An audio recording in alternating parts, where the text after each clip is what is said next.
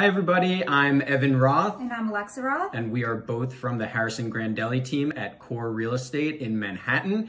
And we wanted to spend a few minutes with you guys today because the last year has undoubtedly been an incredibly wild ride for everyone, personally, professionally, no matter who you are. And we are here to tell you that things are looking up. There's liquidity in the market, employment numbers are on the rise, consumer confidence is night and day from where it was 4 to 6 months ago, let alone a year ago.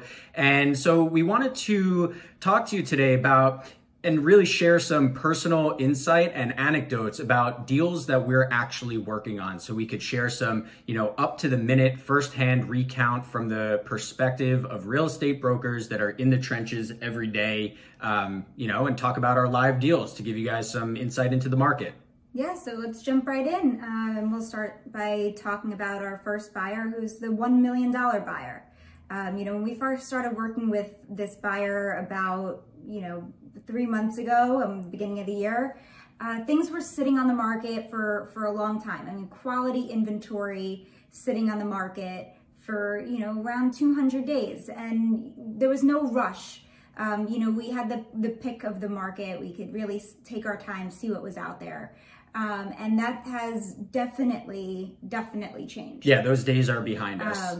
Anything that is quality, and by quality, I'm talking about prime location, outdoor space, lots of sunlight, high floor. I mean, anything that fits those criteria is just flying off the market. It just isn't staying there anymore. We'll see it on the market for maybe less than a week, and there's multiple offers and contracts out.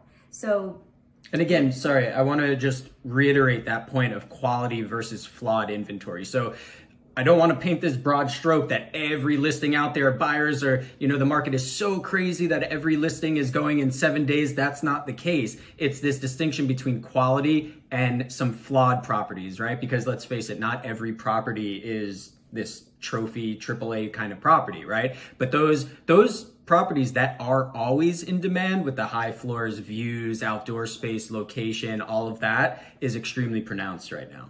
Yeah, definitely. So, and we've been seeing that with this buyer. I think anything sub $2 million is really seeing that right now. The sub $2 million market makes up about 75% of all transactions in New York City. So it's a pretty big market. And so my advice to anybody who is looking to purchase in that price point is to really be ready, have your financial statement, have your pre-approval, and have everything in order. This way, when you do find the right property, you're ready to move forward. And you don't want to lose out on something because you'll always end up comparing to that.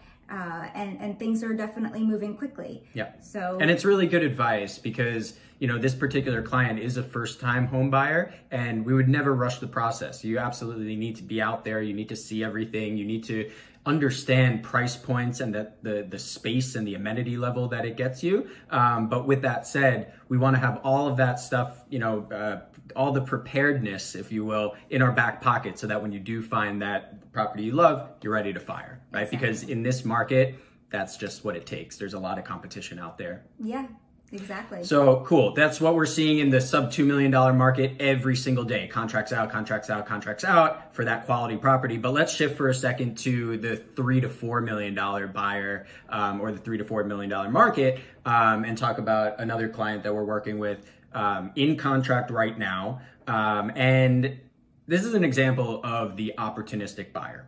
They were ready to step into the market, let's say 6, 8 months ago, maybe even 10 months ago, but there was a lot of uncertainty out there. And so they just wanted to wait, see how all the COVID stuff kind of shook out. And, we seriously started looking, I would say, just after the new year, right? And we looked at everything there was, which given their particular requirements, there wasn't a ton to see. But the one that they ended up going with, I just want to give a little background. It was on the market during COVID for a short amount of time. It didn't sell, it was delisted, and then it came back on the market closer to the beginning of 2021 with a significant price reduction. So when we submitted our offer and negotiated the deal, we were thrilled, our clients were thrilled with about a 2% discount off of ask, taking into consideration what they were asking just a couple of months prior to that. Yeah, and I just want to go back to, speaking about this client as an opportunistic buyer. And I think it's important to mention, even though they were opportunistic at the time, they still had questions. They still had the same questions that every other buyer has. Did the bottom of the market happen? Are interest rates going to, increase, decrease? Where do we see the market going? Did I miss the boat? Did I miss the boat? All those questions and those conversations still took place, but they just knew that they wanted to pull the trigger on something before they saw a lot of traffic. That's right. And use this moment in time to kind of upgrade to their forever home. And that's exactly what they did. But all of those conversations happened. We worked together, constantly educated and listened to, their concerns. And I just wanted to, the big point I wanted to make about this client is the question of, did I miss the boat? Because that was a big thing that we talked about. As discounts are shrinking, which they certainly are, they are in general, but a big reason for that, which we alluded to before, is that prices have reset, right? We saw for months and months, price reduction, until there was more of an equilibrium between buyers and sellers. So just because discounts now are, let's say less than 5%, that doesn't mean you're not getting a good deal, right? So a common question is, what is a good deal and what does that look like, right? Paying close to ask is completely separate and aside from, am I getting a good deal? Definitely. And we have a really good example of that, with our West End Avenue listing, which is now in contract, but, we priced it appropriately for the current market. And I think, we were seeing things being priced at pre-COVID rates. And then we saw these price drops and price drops and price drops until it became the good deal that everybody recognized. And now, everything has adjusted. So they've included the discount in the price that they list at. So, when we first listed this property, I think I had a record amount of showings. I think I showed that apartment in the first week about 40 times because people saw the deal. They saw it right there in the price. And, we ended up coming to, a deal very, very close to ask. Right. And that buyer recognized that this was still a good deal, even though they weren't getting a 10% discount. Also, just one more thought on the kind of quality versus flawed, kind of juxtaposition there. Not only was it priced correctly and we got a tremendous amount of interest based on it being priced appropriately, but it's a 3-bedroom pre-war condo on the Upper West Side, which is already somewhat of a unique product in that market, right? Yeah. So that just, bumped the interest level up significantly. Definitely. I mean, there's not so much inventory on the market. So, quality inventory is what we're going to see move the quickest. Continue to move the quickest, because even, fourth quarter of 2020, that's what we saw start to recover, the quickest. And 2021 is going to be a continuation of that. Yeah. And another example is our York Avenue listing. Yeah. You can. Yeah. So this property, long story short, we ended up doing a deal in one day, first showing. We like those. But no, there's a little bit longer of a story, and it's that we had an accepted offer, contracts out, contract signed, board approval before COVID.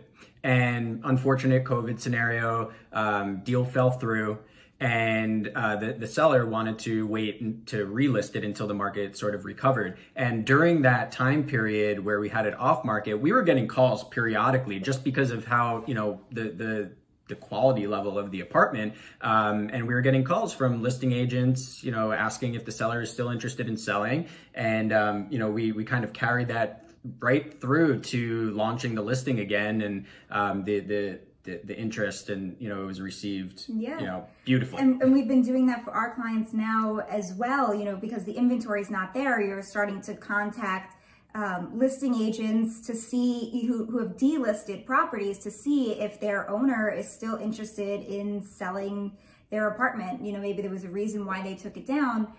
Maybe they wanted to wait, or, you know, specific situation.